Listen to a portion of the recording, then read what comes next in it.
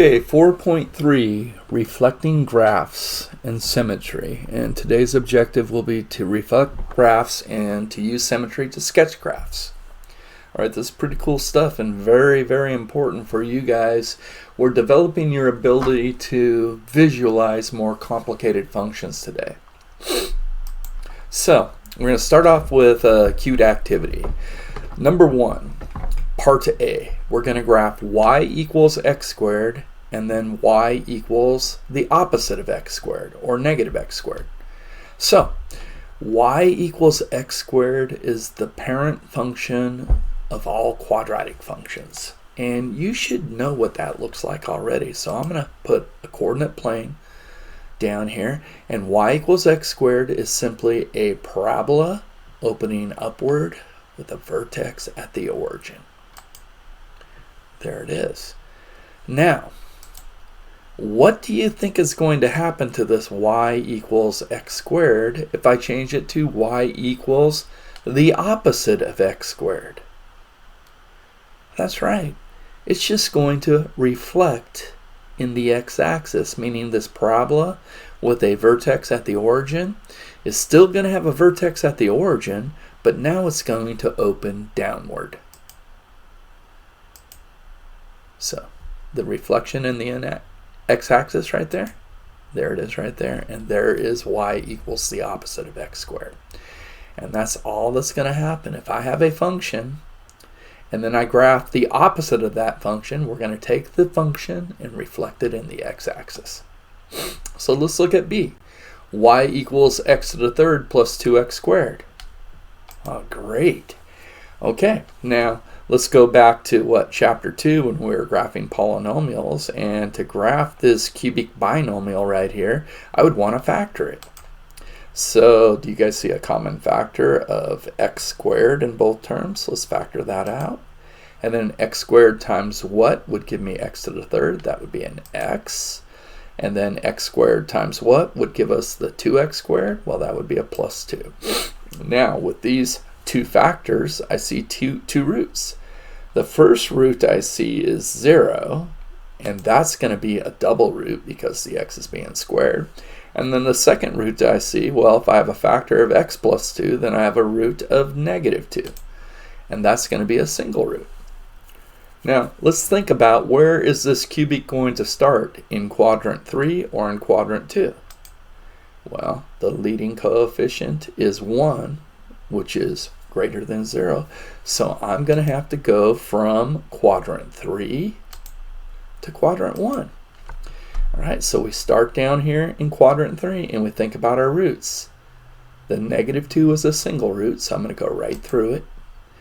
And then I'm going to come down towards my 0, which is a double root, so my graph's going to be tangent to the x-axis at x equals 0, like that, and then it's going to finish up here in quadrant 1.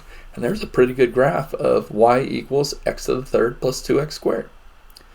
Now, what will I have if I have the opposite of this graph? And notice they put the minus or the negative in front of the grouping symbol, so it's the opposite of every term. Okay, and all it's going to do then is, oh, by the way, there's my y equals x to the third plus 2x squared.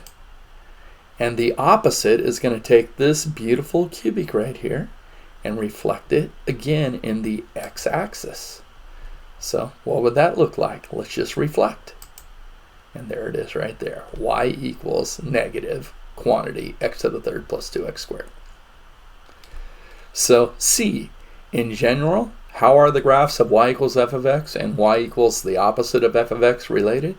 They are nothing more than reflections in the x-axis. They are reflections in the x-axis. That's a great activity. Okay, so let's write down this definition then. Reflections in the x-axis. The graph of y equals the opposite of f of x is obtained by reflecting the graph of y equals f of x in the x-axis, and we're going to practice one more problem. So this looks like a translation of y equals x squared, and I translated it downward vertically like that. And my question is, how far is that? Because nothing's scaled. So Let's get a little more information here. I know it's x squared, but it's been translated down, so that's going to be x squared minus whatever this y coordinate is right there. And if I told you the y coordinate at that point was -3, that simply means we took the graph of y equals x squared and we translated it 3 units down, so this becomes y equals x squared minus 3.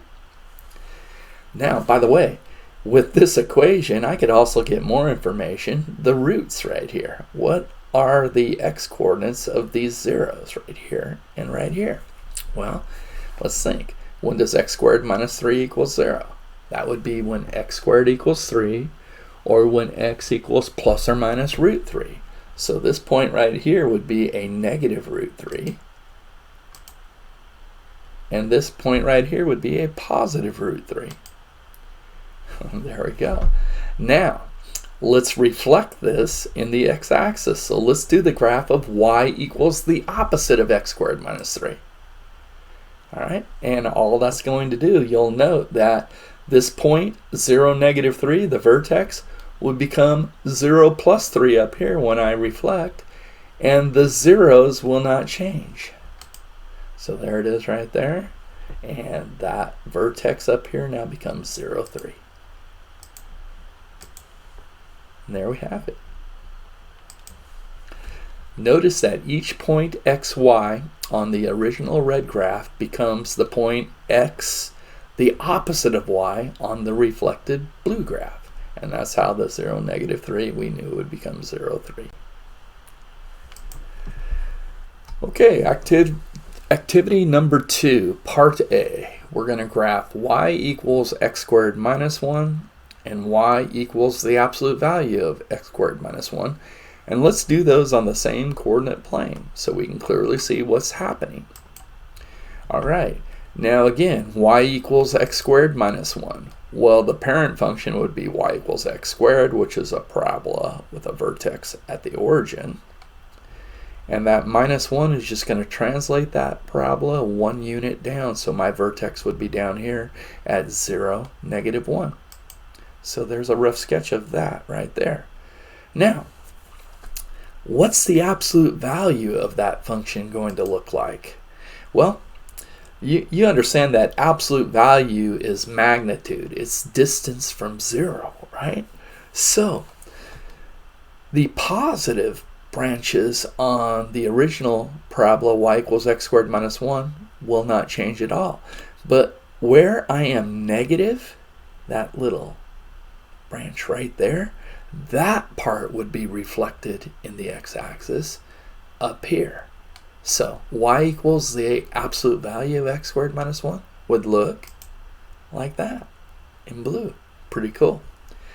All right, let's do the same thing for part B. Okay, so the graph of y equals x times x minus 1 times x minus 3. That's sure nice that they factored that for us, because I can see 3 roots right now, and I hope you can too. So the first root I see is 0, and that's a single root.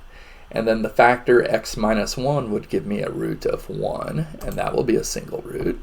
And then the factor of x minus 3 would give me a root of 3, and that would be a single root.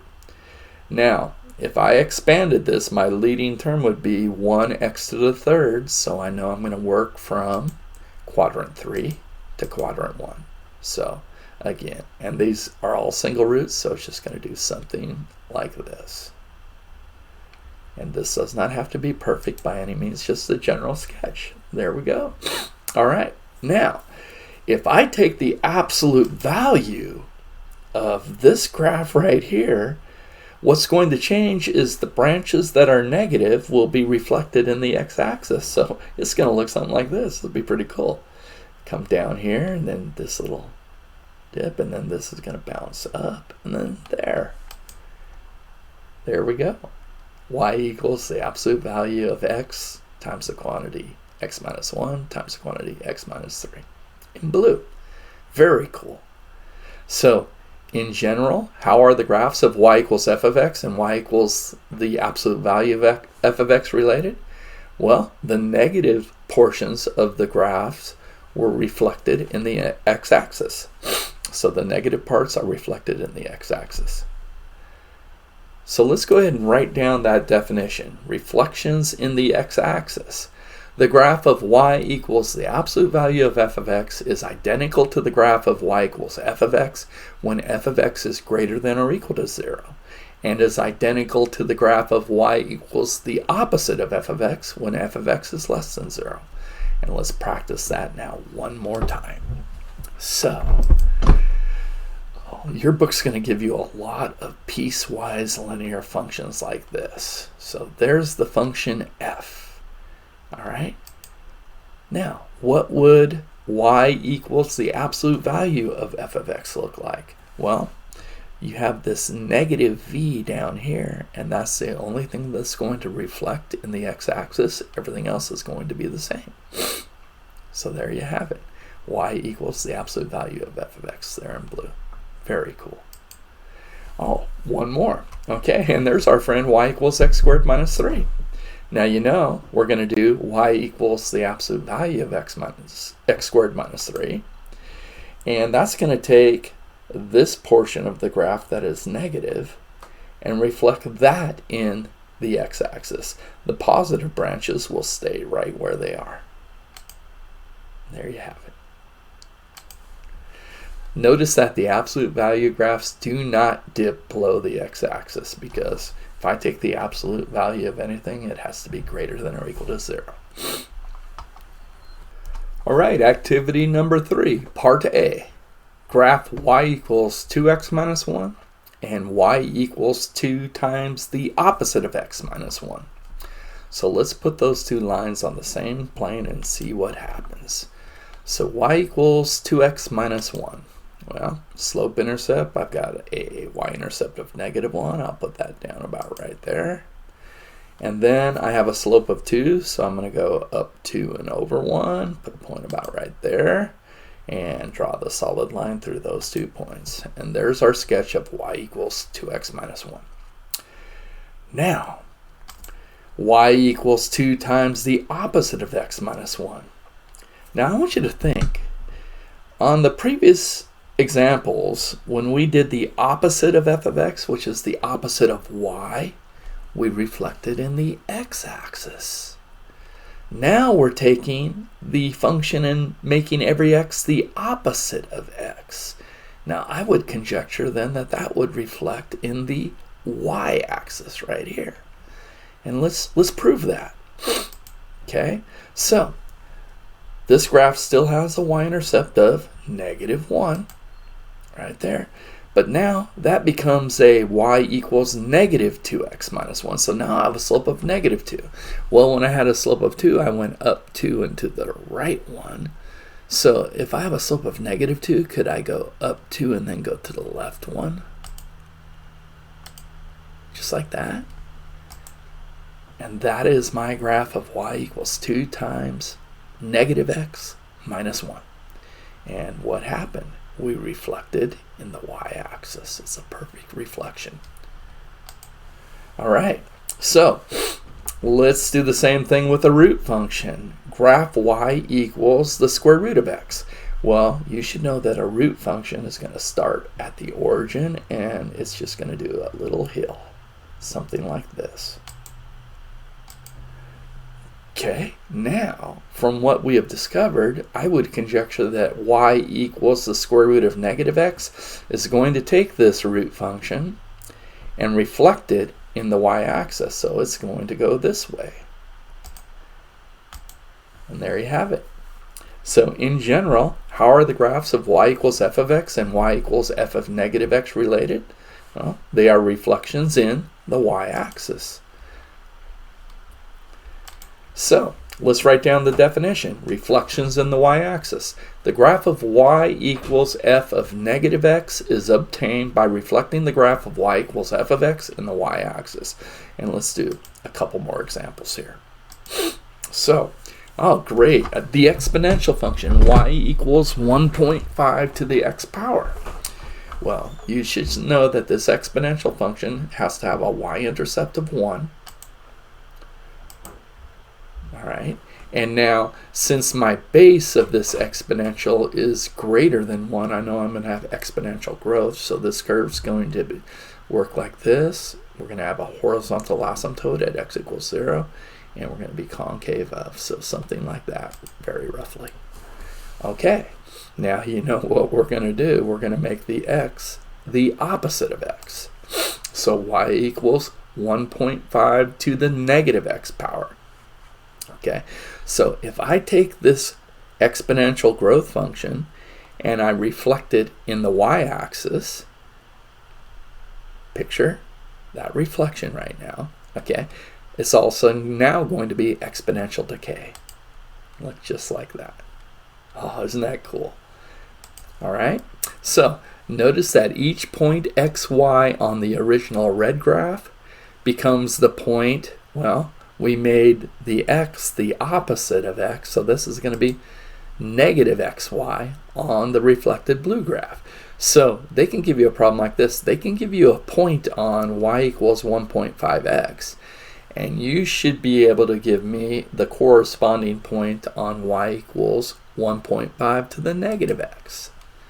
So my y coordinate would stay the same, 2.25, but my x coordinate now goes from 2 to the opposite of 2, negative 2.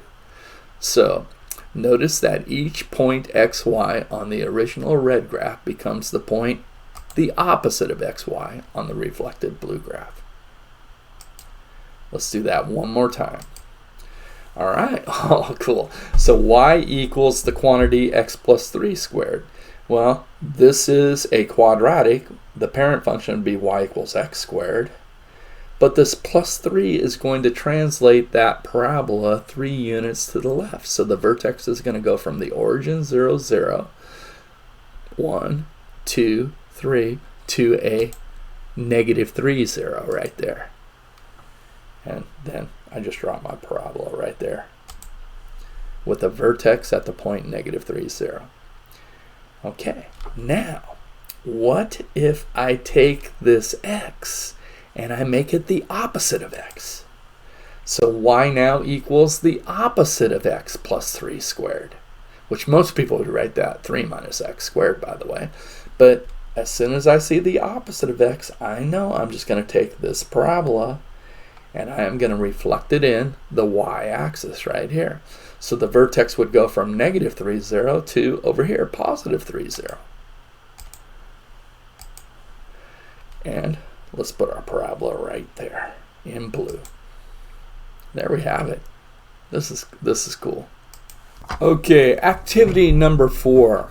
Graph y equals 2x plus 1, and then y equals x plus 2y plus 1. Wow, so what we're doing here is interchanging the variables.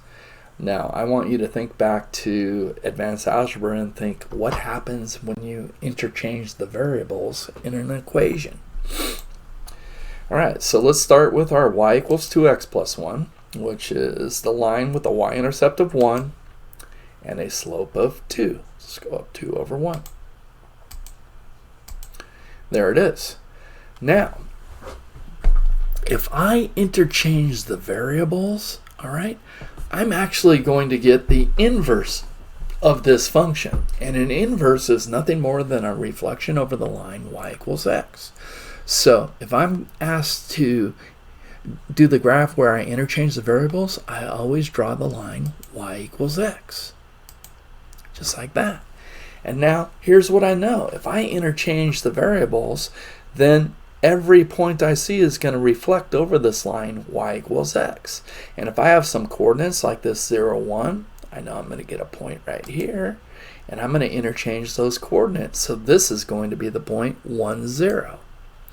All right. And now I don't know the coordinates here. I could figure it out, obviously, but I'm just going to reflect that point over y equals x. Oh, by the way, also, we're going to always intersect on the line y equals x. So where my original function goes through the line y equals x, the function when I interchange the variables would also go through that line right there. And then, again, look at this. This third point would be out here somewhere. See how this point reflected over there? And there we go. That's the graph of x equals 2y plus 1. All right, now let's do the same thing with y equals x squared. So y equals x squared, the parent function of all parabolas. There it is. Now, if I interchange these variables, I have x equals y squared, and that means I'm going to take this parent function of all parabolas, y equals x squared, and I'm going to reflect it in the line y equals x. All right, so let's think about what we know right here. All right, let's take these 2 points, all right, and I could reflect this point over the line. It'd be about right there. And then this point would be out in here. And then look at where the graph touches the line y equals x, here and here. I have those 2 points. And here comes my parabola. There it is. That is a reflection of y equals x squared over the line y equals x, which means we did nothing more than interchange the variables. So this blue graph is x equals y squared, which, by the way, is not the graph of a function. They are reflections in y equals x, and that's the answer to C. In general, how are the graphs affected when the variables are interchanged? They are reflections in y equals x. All right, so let's write down that definition and then do a couple more examples. Reflections in the line y equals x. Reflecting the graph of an equation in the line y equals x is equivalent to interchanging the x and y in the equation. So, more practice. Original equation, y equals x squared minus 3x. So we need to do a quick sketch of this parabola. Well, I can sketch it pretty efficiently if I factor it. So, looks like I'm going to factor this up here, and the common factor of x squared and negative 3x would be an x. X times what? Well, x squared, so that'd have to be x times x. And negative 3x, that would have to be x times negative 3. So I see 2 factors, which gives me 2 single roots. My first single root would be 0. And my next single root with a factor of x minus 3 would be a 3. Okay. And the leading coefficient is 1, which is greater than 0. So I know I'm going to open upward. And this graph is going to work from quadrant 2 to quadrant 1. So there it is. With a little dent. I'm sorry. I did that the best I could. All right. Now, if I reflect that in the line y equals x, there it is right there. All right. Well, you know, I see 2 points and also the reflection of this vertex right here. So, do you see how this blue graph intersected the line y equals x where the red parabola did? Right here and right here. And then the coordinates of this point, I just interchanged the variables. So what would that be anyway? Well, let's see. X minus 3. Well, the x would be 1.5. So now the y coordinate of that is 1.5. And I'm not going to take the time to find the y coordinate here. We could do that, but you understand. The xy right here becomes yx over here.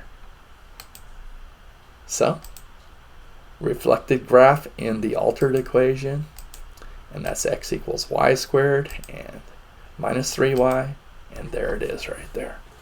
Beautiful. And notice, this is not a function because it does not pass the vertical line test right here.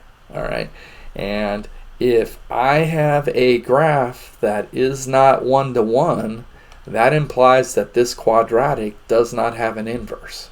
Okay, and that's why this, when I interchange the variables, did not give me a function. All right, so we've done a lot of reflecting of graphs. Now let's talk symmetry. All right, symmetry. Well, think about the axis of symmetry of a parabola. All right, L is an axis of symmetry. All right, so I can start with a vertical line, x equals L. And again, if I had a parabola with a vertex on this line, it would have symmetry in that line, x equals L, which is its axis of symmetry. Now, let's get more fancy. Let's do a really crazy function here. Now, do you agree that it looks like the graph of that function has the axis of symmetry, x equals L? And what this implies, if I do horizontal segments from point to point, x equals L would always be the perpendicular bisector of that segment, no matter where I put it. So I could go there, I could go there. I'm always going to have a perpendicular bisector. And I could draw these segments all day. That would always be the case. Now next, point of symmetry. Well, what's the difference? Point of symmetry. Well, instead of a vertical line, x equals L, we're just going to start with a point. Okay, now, cubics tend to have a point of symmetry, so I'm going to draw a cubic here, something like that. Now, here's the thing. I could draw the horizontal segment from here to here, and all a point of symmetry does is it bisects the segment, all right? Now, I don't have an x equals L that's perpendicular, so all this point O will do is, no matter where I put the segment in this diagram, O is going to bisect that segment. So I could do something like this, or something like this. And no matter where I put the segment from one branch to the other branch of this cubic, all right, O is going to bisect it. Now, if that O happens to be the origin, there's some other cool things that are going to happen here. Do you see this point up here, which we could call XY? All right, well, what would this point down here be? Wouldn't this be, if that point O, the point of symmetry, were the origin, then this point would be the opposite of X and the opposite of Y. Just like that. So that is a diagram of a point of symmetry.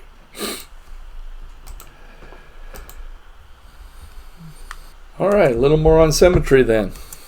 Okay, the graph of every quadratic has a line of symmetry. You all know that. So let's draw a line of symmetry of a general quadratic, y equals x squared plus bx plus c. So y equals ax squared plus bx plus c. Well, you all know from the quadratic formula what is the equation of this axis of symmetry. And that is always going to be x equals the opposite of b over 2a. The opposite of the b, which is this parameter right there, over 2 times our a. Every time. Now guess what? Every cubic has a point of symmetry. The graph of every cubic has a point of symmetry. So there's my point. And let's put a general cubic through that point. Y equals ax to the third plus bx squared plus cx plus d. And guess what? You can always find the axis of symmetry of a parabola with x equals negative b over 2a.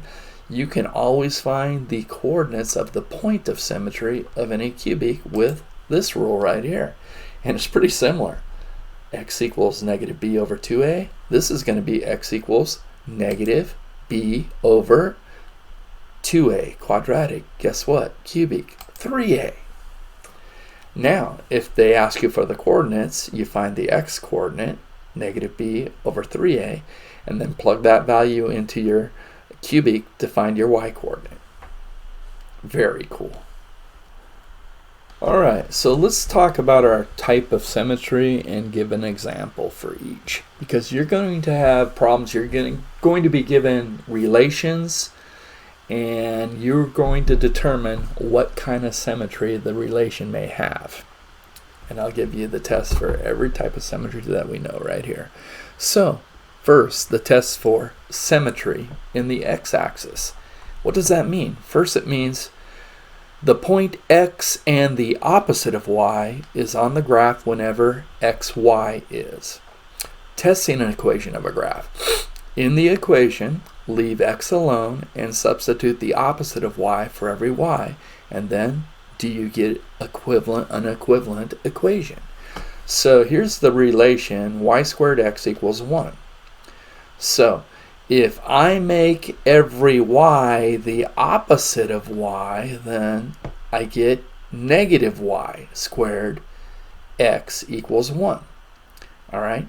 Now, if I graph this, I should see symmetry in the x-axis because these two equations are equivalent, because when we square that negative y, we just get y squared. So let's test this. So, I don't know exactly what this relation looks like, but I can solve for y and graph it on my calculator. So let's do that. So first thing I would do is divide both sides by x. So I'm going to get y squared equals 1 over x, and then I'm going to square root both sides to get y equals, and over here I have to talk about the positive and negative root, and then if I square root the left, I'm square rooting the right, so I have the square root of 1 over x. Now I could put that into my calculator just like that, but it might be easier to do something like this too. And this is where we're going to be going. All right, this 1 over x is x to the negative 1.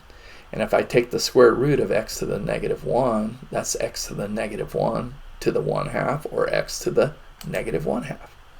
So y equals plus or minus x to the negative 1/2. And if you don't see that yet, you could still put this into your calculator just like this. It'll work either way. So I put both of those functions. Y sub 1 is x to the negative 1/2, and y sub 2 is the opposite of x to the negative 1/2, for that plus or minus right there. And check out this graph. Do you guys see the symmetry in the x-axis right there? Looks just like that.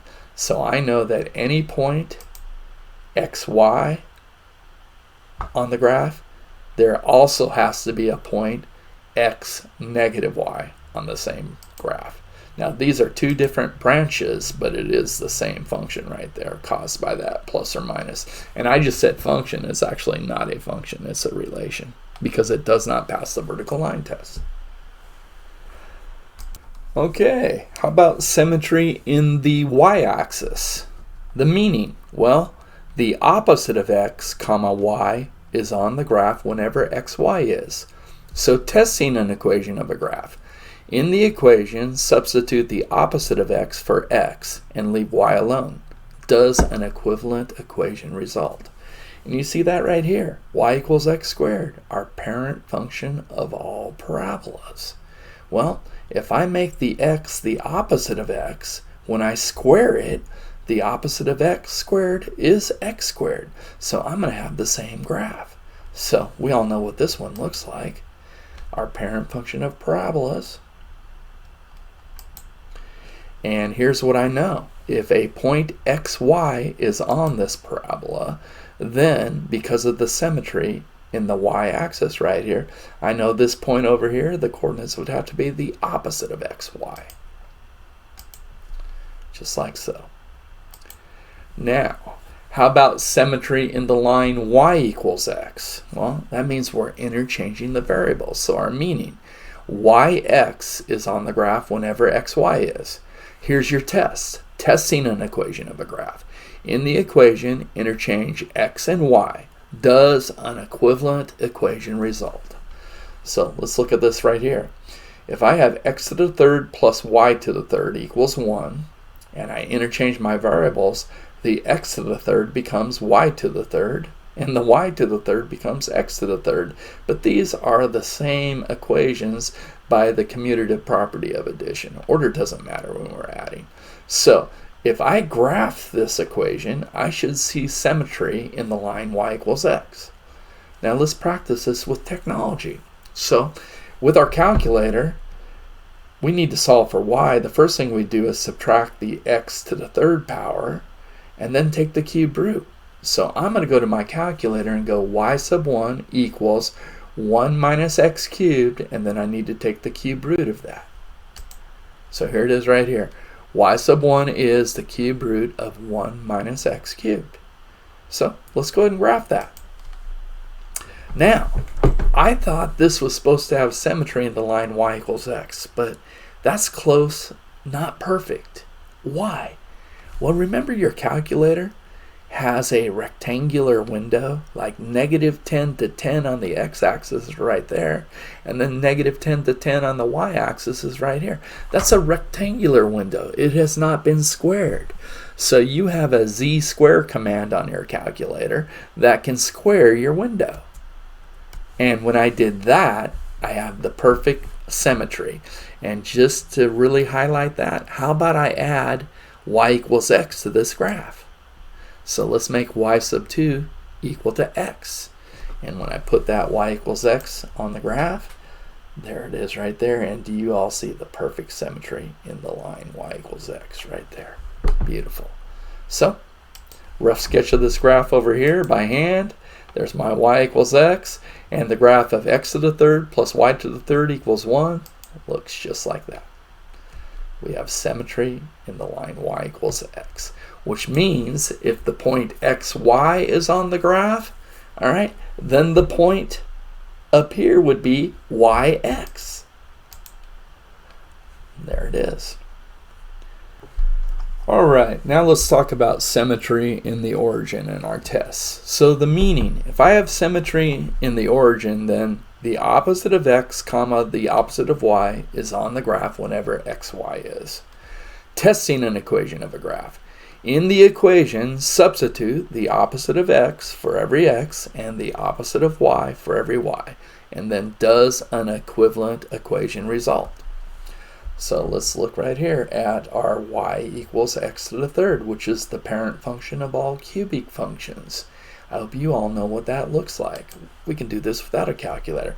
That's going to go from quadrant 3 to quadrant 1, and it's going to have a point of symmetry at the origin.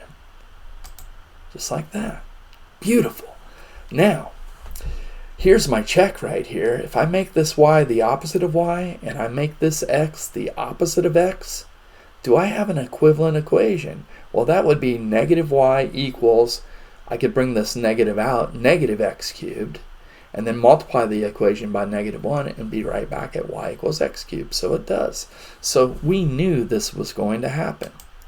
Also, if any point xy is on this graph, then I better have the point the opposite of x, the opposite of y on the graph as well. So that point right there would be the opposite of x, the opposite of y. Okay, our final example problem right here. We're going to use symmetry to sketch y to the fourth equals x plus 1. Now, I am thinking already that this relation right here would have symmetry in the x-axis, because if I replace the y with the opposite of y, would I have an equivalent equation? So y to the fourth equals x plus 1 is equivalent to the opposite of y to the fourth equals x plus 1, because if we take that negative to the fourth power, it becomes positive. So let's solve. So y equals, and this is an even power, so when I take the fourth root, I have to talk about the positive and the negative fourth root, plus or minus, and then I have the fourth root of x plus 1. All right, let's see if we can graph this without our calculator. The plus or minus, that tells me right there, we have symmetry in the x-axis. So what a lot of people will do here is just graph the positive branch and then reflect that in the x-axis to get the negative branch. And that's what we're going to do right here. Now, a fourth root function is like a root function. It's just going to be steeper. All right? And now, look at your x plus 1 right there. So I'm going to picture this with, first, like the square root of x. You guys all know that that does something like this. But if I did the square root of x plus 1, that would translate that 1 unit to the left. Something like that right there. Now, again, I know my fourth root function looks very similar to my square root function.